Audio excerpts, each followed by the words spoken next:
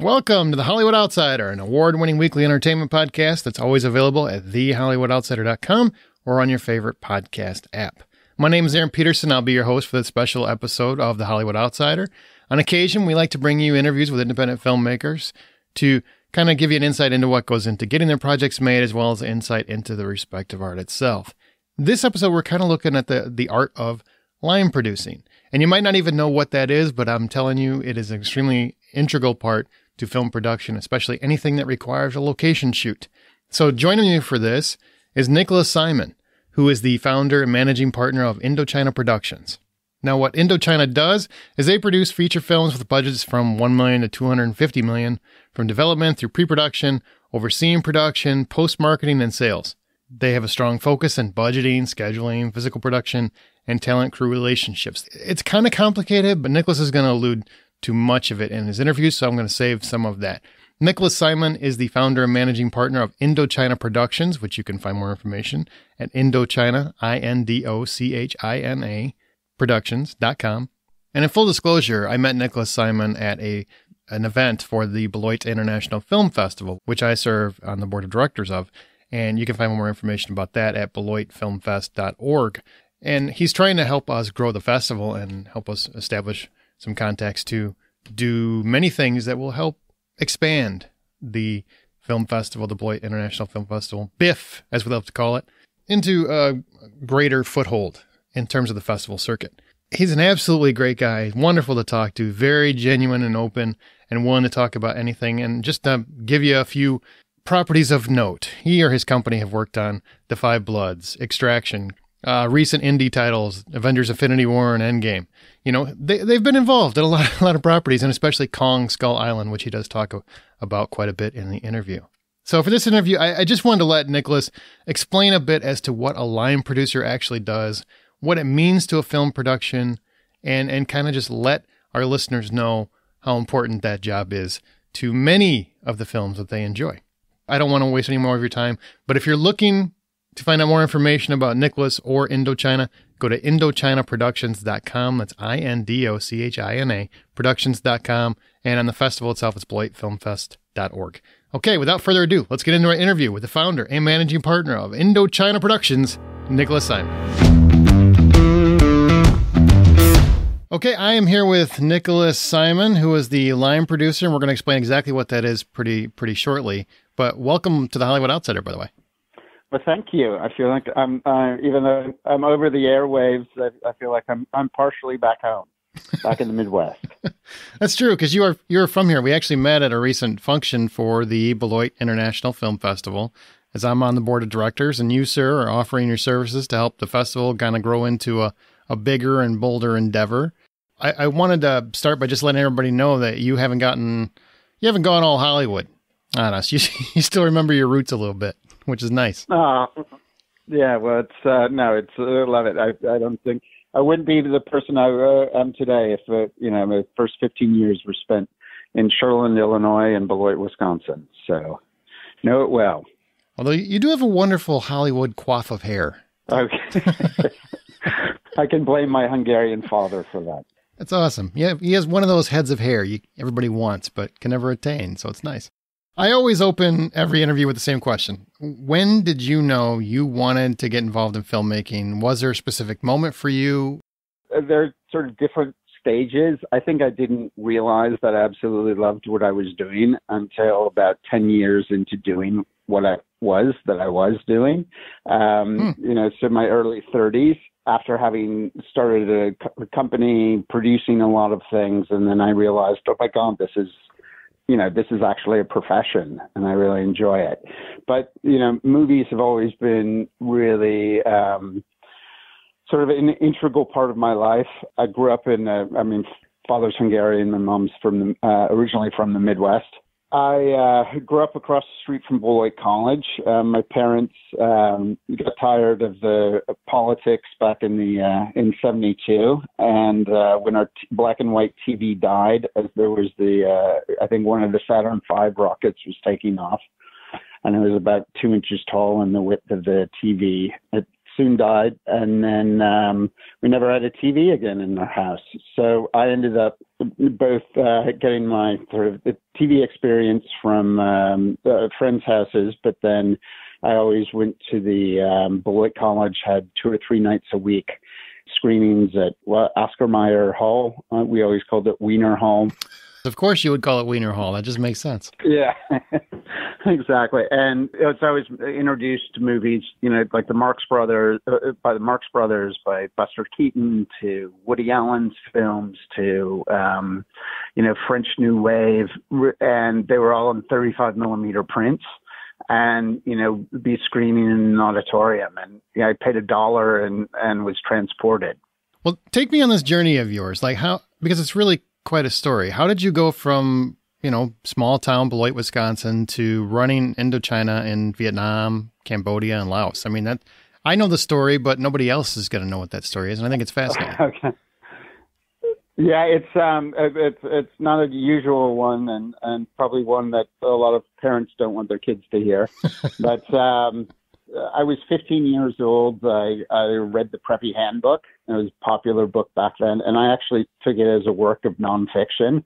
I became intrigued with going to boarding schools, just because I guess it was before ADD and everything, but I don't know if I have ADD, but I just had a short attention span, and I was clamoring to open up my worlds. My dad was a professor at Beloit. I'd gone to day school, Keith Country Day School down in Rockford, for 3 years. And then I, sort of on a whim, reading this book, I told my parents that, they had a choice. Either I was going to go to boarding school or jail. And I think that I was on the route to go to the B option, if I didn't, sort of apply myself. And I ended up having the good fortune. I was a scholarship student out at Phillips Academy in Andover, Massachusetts, and I went there for 2 years, and it really opened up my world in a lot of different ways. And ironically, I went to school there. Another woman from Beloit, Robin Roberts, went the same year as me. So it was funny, in the school of 1,200, we had 2 people from Beloit the same year. Wow. I'll do the edited version, but I ended up Okay. as a scholarship student at Columbia University, and I really have always loved journalism, and I thought of sort of the romantic ideal of Hemingway in the 20s and 30s, and I had a number of opportunities to either be a photographer or a journalist in Cambodia or Vietnam. And after I borrowed money from an ex-girlfriend's mother, I bought a ticket. And after I bought the ticket, I found out that one of the jobs that I was going for had actually been offered and given to someone who was a closer friend from the guy offering it out. I was actually one of 10 people who were thinking that they had the same job. So instead of going to Cambodia and being a photographer for the Cambodia Daily, I ended up compiling a bunch of names and numbers of friends, and I ended up soon after arriving being a roommate with a Russian, graduate from Moscow University, probably KGB trained, and what? Most likely, Yeah. Everyone thought that I was from Langley, so That's insane. but this was Saigon back in 1994, so it was before the trade agreement was signed by Clinton. It was very restrictive. It was really sort of the Wild West. No one asked everyone's last name. I made my first money brokering in oil, or as we say now, acting as a consultant to a Russian-Vietnamese joint venture and a French oil rig consortium for a contract to repaint 3 oil rigs. And I got paid in cash in a paper bag, and made it out alive. Realized it wasn't totally sustainable, but then met a very good friend of mine. His name's Benoit Joubert. He's now the international line producer for The Gray Man. The Russo brothers are shooting. Oh, nice. And and he was the UPM, production manager for a French movie called Cyclo, the second movie of the director who did Tran Anh Hung, who did Scent of Green Papaya, that was nominated for an Oscar. Okay. And Cyclo it was 100% shot in Vietnam, and one of the first movies, after 75 to be foreign movies to be shot there. It ended up going on and winning at Venice. And I helped with the post-production. The two of us he had an idea initially, and then he realized it's easier doing business with an American. And the two of us started the first joint venture with Liberation Film Studio and a company called Lazanek Vietnam that's now called Sud-Est. And we started producing TV commercials for the local market and line producing international projects that were coming through. And can you explain what line producing is? Because I would explain it as you basically run the entire production in whatever country you represent, but you might define it even clearer. Yeah, there are a bunch of titles, whether you're in the union or not in the union, and it's very similar to the production manager title. So you're working directly with the director, the first ADs, really and the creative producers and the DP, like the creative, head. But I'd say you're one step slightly removed from that, where you're running the budget and offering, if the director says, they want, 3 blocks of 5-story city streets locked off, you offer them the options, you tell them the pros and cons. At some levels it's a glorified travel agent. On other levels, you actually are really in the creative mix. Like, for example, just to give people an example, like you did Extraction. Were you involved in that whole long shot that they did where it was on the streets? That was all shot in India. So Okay. they shot 15 days in India. And then I think that we did, 50 days or 45 days, first unit, 35 days or 30 or 35 days, second unit. And then we did what's called pickups. After they did the first cut, they realized that they needed, to develop some characters more and just the sequence and the action wasn't playing out in the right ways. So basically we shot more things with the principal actors. And that was another, I think, 20 or 15 days or something. So in the end, we shot 80 to 90% of the first unit stuff all in, with Chris Hemsworth. And 80 to 90% of the movie was all shot in Thailand. So they had been prepping in India for a long time. And then they were originally going to do an India-Australia split, but they had to pivot to Thailand just because a lot of what was promised in India, which often happens, wasn't delivered. Helicopter permits, basic stuff, but things that are very difficult there. Helicopter drone permits, it's an action movie and they couldn't import guns and stuff. So at the last minute, they dropped Australia, cut most of India, and moved the bulk of it to Thailand. Interesting stuff. And so Indochina started roughly around 2009, and then you kind of absorbed your sister company, Legend Films, Yep. And so you've been running as Indochina since then. What made you decide you wanted to go off and just do this as your own venture, I guess? I mean, obviously you have partners and whatnot. I'm just saying. It's called having to pay bills, but so I came back. I sold my first company, Lazanek, which turned into Sud-Est, and it's still continuing. But now they only really do local TV commercials in Vietnam, and I sold that around 2003, and I came back. I sort of had to reacclimatize myself. I hung out for 6 months in Maine, where my parents now live, and worked as a dishwasher at a Thai restaurant, sort of to get my bearings back after 10 years off the razor's edge in Asia. And then I soon moved out to Los Angeles, and soon after I was there, I coincidentally met my wife, and soon after I met her, we started a relationship, and then I started really, but ended up in a in a marriage in 2005 and our wonderful daughter Lulu in 2007, I had the rights to a Vietnamese novel called The Sorrow of War, and had been trying to get someone like Wayne Lang or of that stature or Ang Lee to direct it, and wasn't able to do that. And so with the backing of her financier, I looked at directing it, and that carried me along with producing independent films and documentaries in the States through till 2008. And then the financial crash hit. The financing fell apart for the Vietnamese perspective of the North Vietnam War, the Sorrow of War.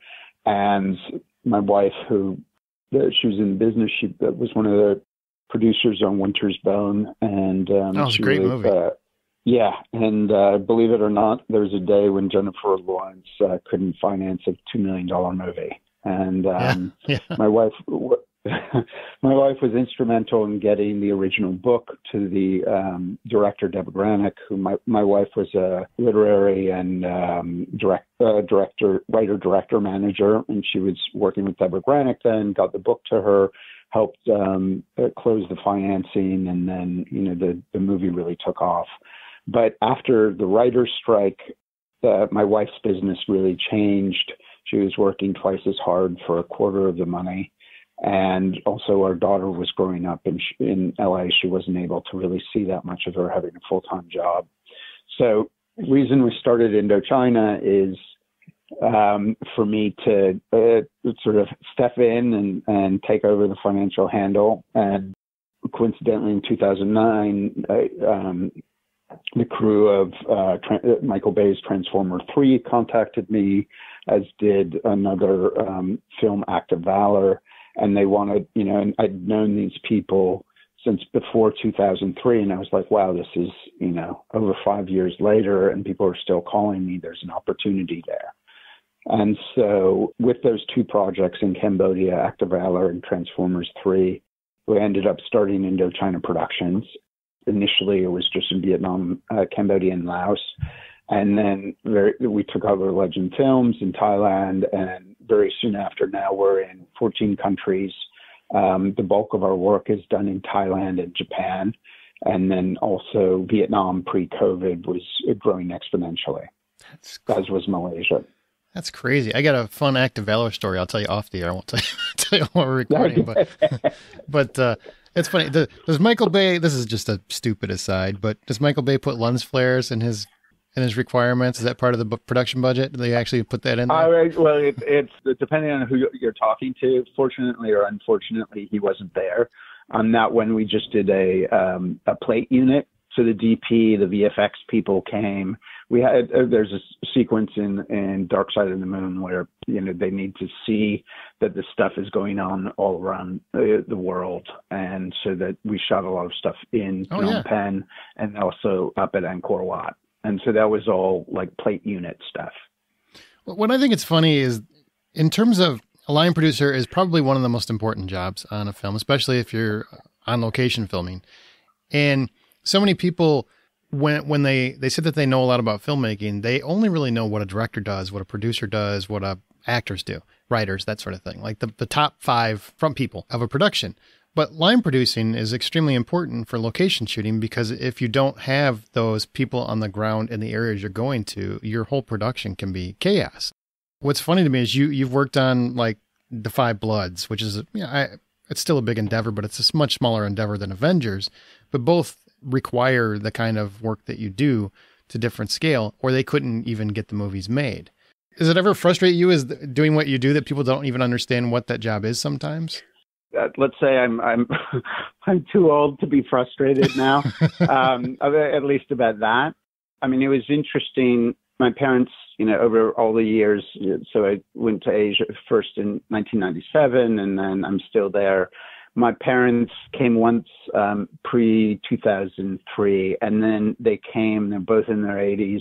They came in 2019, and we had Extraction wrapping up. In Extraction, we had 450 people without talent on the first unit, 300 or 350 people on the second unit. We were also doing Finding Ohana, another Netflix project that had a crew of, I don't know, 300, 350 and huge set builds and water tank builds. And then we were doing, I think, 4 TV commercials a month. And my parents came over and spent a month with myself, my wife, and daughter. And when they went to set, they were like, "Oh my God, we finally realized what you do." And what was interesting is that it's also really it's not only line producer, but I think a lot of the producers is if you prep properly, if you set things up, managing expectations, getting the right people in the right jobs, is the shoot should actually be the easy part or easier part for a producer. There are always calamities and stuff, but it's really if you put in a strong team who's right for that movie, it should sail. So that's one way that I've been able to. I've often on Extraction, I shared the line producer credit with Benoit Jobert, who's really good. But I also I was working with Michael Mann on a project that isn't yet going through called Hue 1968, which would have been like a band of brothers set in Vietnam during the Hue offensive. It was interesting because I got Benoit to come over at the last, literally he had, I think, 48 hours to get over. And I had some convincing with Netflix, and he ended up really running that production, and I was standing back, so we shared the credit. But now, he ended up doing the Patrick Newell and the Russo brothers have just, they've taken him away from me.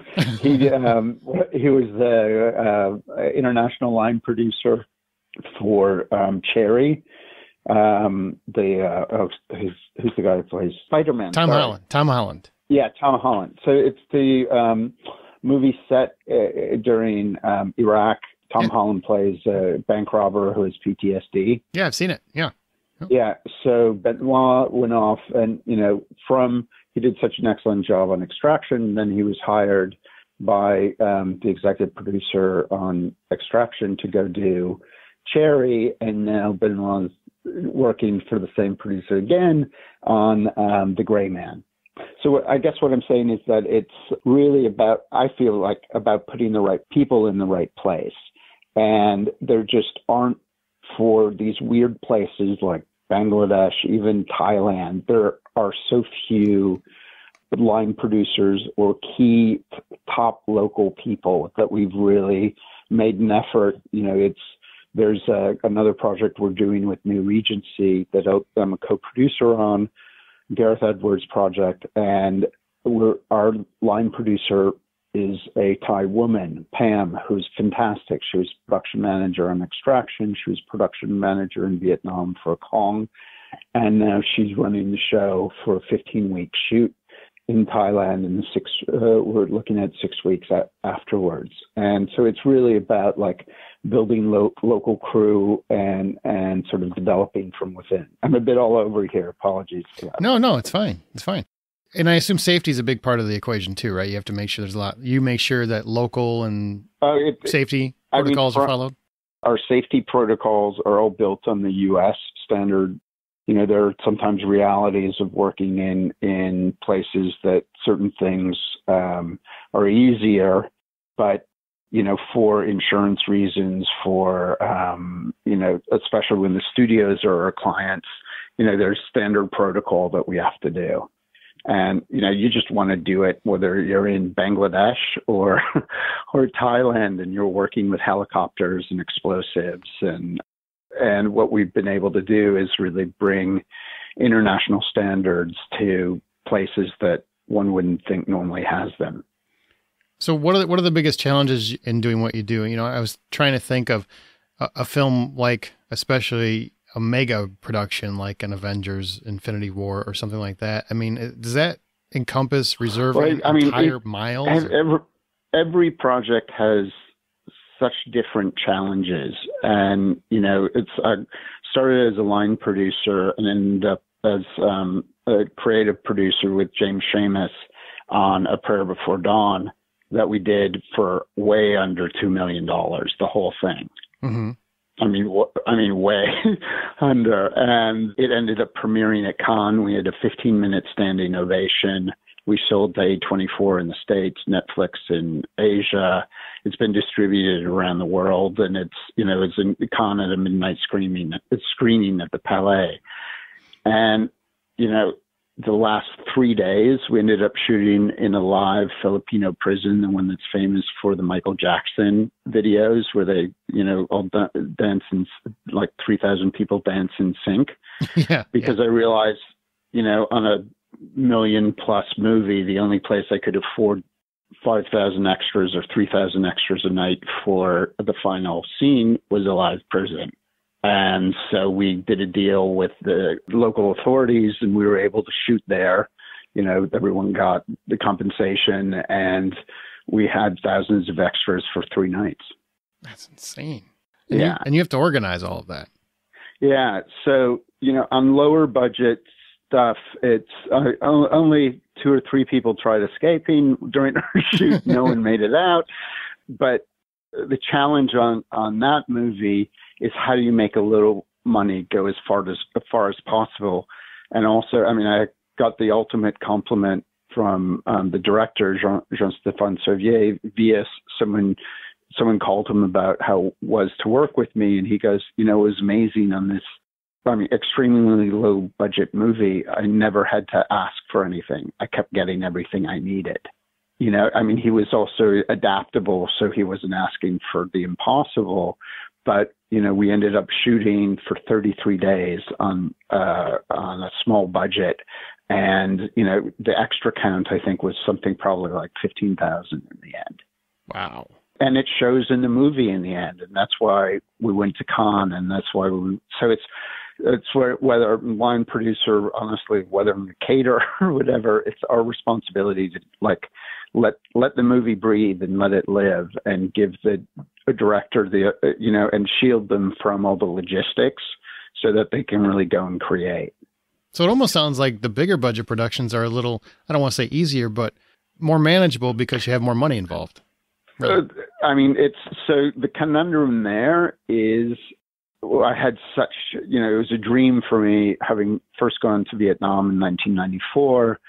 I'd always wanted to bring first unit of a major film there. And, we'd done plates and stuff for Pan and other movies, but first units, all the main actors, it's like a whole different beast. Mm-hmm. So Jordan, the director, and Eric McLeod, the executive producer, main producer on that, during the scout, they saw that this was unique. It was right for the movie, and Eric really made it, financially possible and logistically, but essentially it was like, okay, we can get, they were willing to bring the whole team, but my responsibility was, okay, once the team arrives, I've got to make sure that everything runs. And doing that in a communist country with no previous thing of handling a project of this magnitude, that is really daunting. Which film are you speaking? Which one? Kong Skull Island. Kong Skull Island. Okay. How much of Kong was shot under your purview then? A third of it. Wow, that's a third of it. That's a lot. Yeah. We shot it in near the world's largest cave complex in a national park called Phong Nha Khe Bin, and for a couple days, which is in the center, and then we had to move about 1,000 miles or 800 miles to a place right south of Hanoi called Ninh Binh, where the main set builds and stuff were. And then our final sequences were all in Halong Bay. But in Halong Bay, we had to build, we had 2 car ferries that were tied up side by side.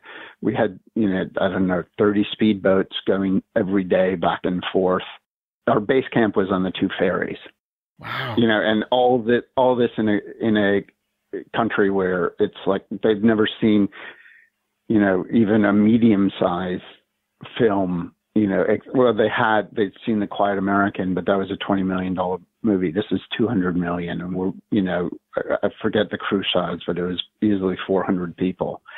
And so one of the first things that I realized, and I actually went through a number of local partners, because I think that people didn't either were too attracted to the amount of money that was coming in or didn't understand the size of what it was going to be.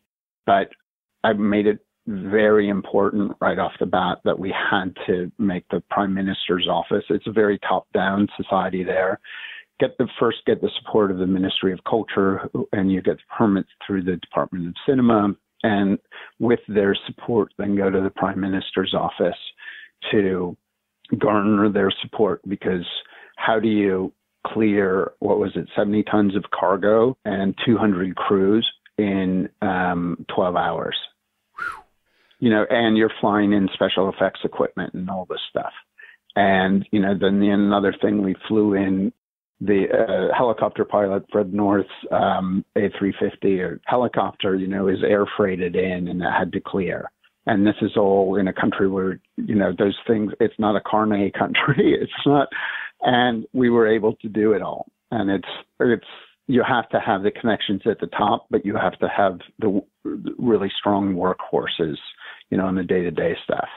And that led to bigger productions coming into your production. I mean, we've scouted for, Fantastic Beasts and Dungeons and Dragons, and, unfortunately nothing this big.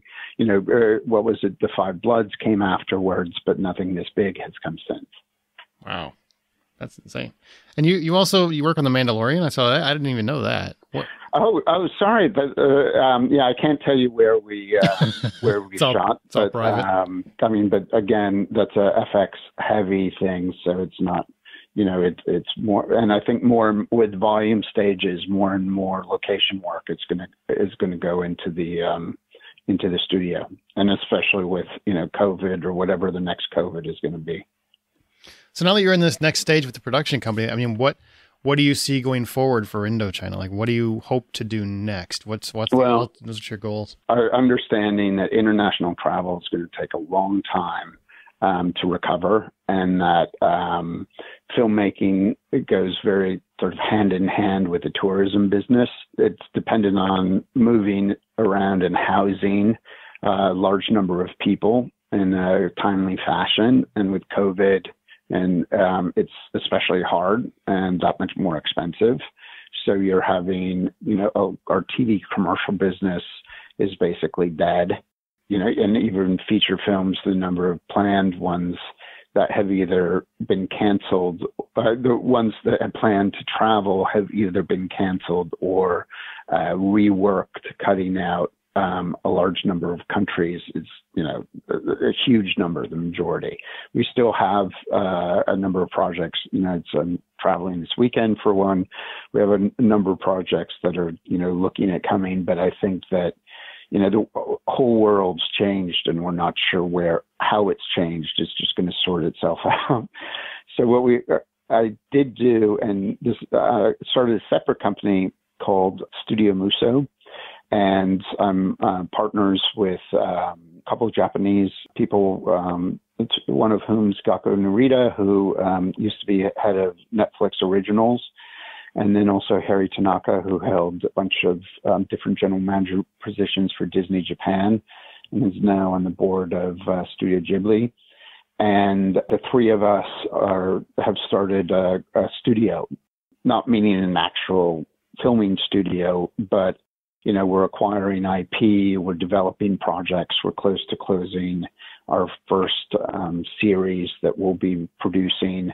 And then at the same time, we're really trying to help, Japanese content creators have a stronger dialogue with the West and vice versa. That's excellent.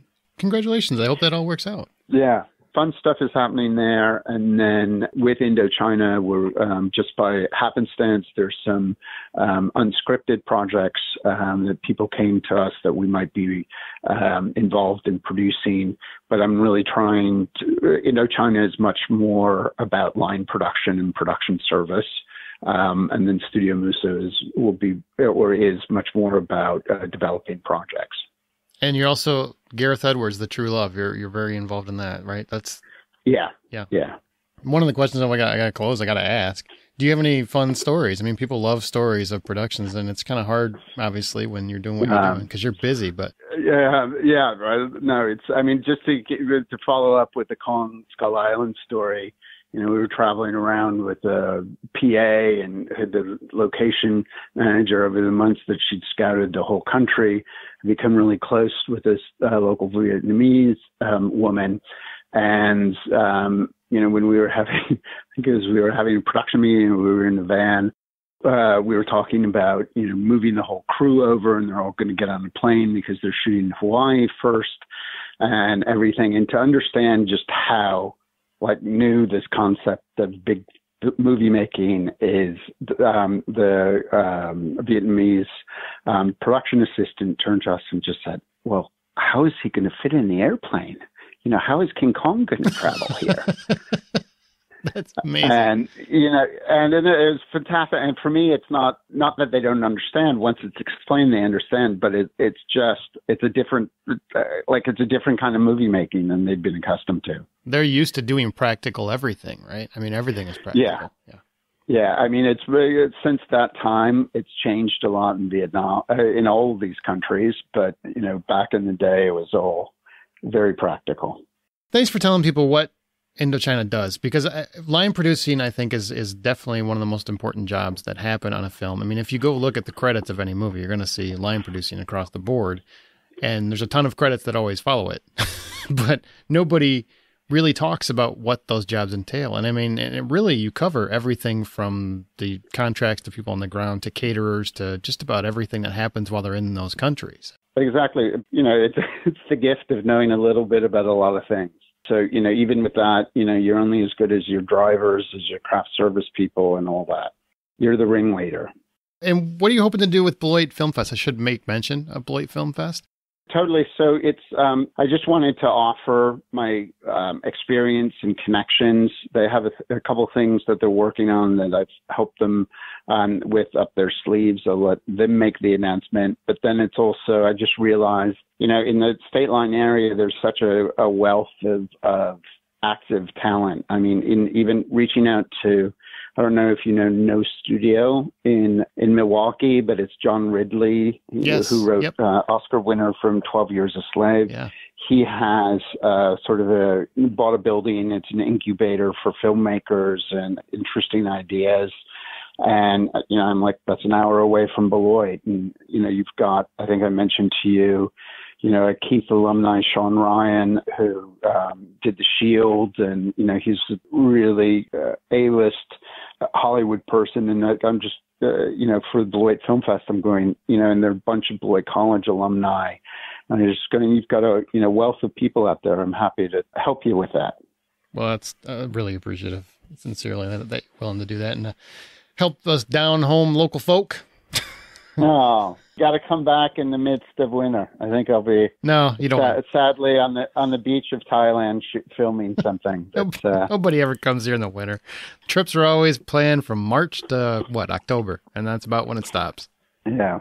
What's your dream project? Now that you can do anything you want, I'm kind of curious. What do you want to do? Is there like a big kind of movie you really hope to make someday? I mean, this is going to sound incredibly corny, but it's sort of served me well so far. I just want to work with good people. And that's brought me from Kong Skull Island to Extraction to projects we're working on now to Prayer Before Dawn. And, great things happen when you work with good people. So I just really hope to continue that trend. Really looking to set up Indochina so that it can continue and grow, beyond me. That's what you want to hear. That's the dream, to grow on beyond you so you can go off and live your life in luxury. And do the next thing. Yeah. Exactly. Thanks for joining me. Yep. Thank you. All right. Take care. Take care. We'll talk soon. Thank you, Nicholas. We really, really do appreciate it. Again, it's IndochinaProductions.com if you want more information on Nicholas. And also, thank you for listening to the Hollywood Outsider Podcast. Now, we have an episode every single week. We try to bring you interviews with filmmakers in the world of independent cinema when we can. So I really hope you enjoyed this one. We do a podcast every single week, so you can listen to us discuss film topics, other aspects of film and television. There's a lot of things that go in our weekly episodes, so be sure to check that out. Usually a new episode comes out every Wednesday. Thanks for listening to this one. Remember to subscribe and review us on whatever your podcast app of choice is, and hopefully you'll be back for the next one, which is always available at thehollywoodoutsiders.com or your favorite podcast app. This is Aaron Peterson reminding you that the next time you head into the theater to see a project that Indochina Productions worked on, buy popcorn.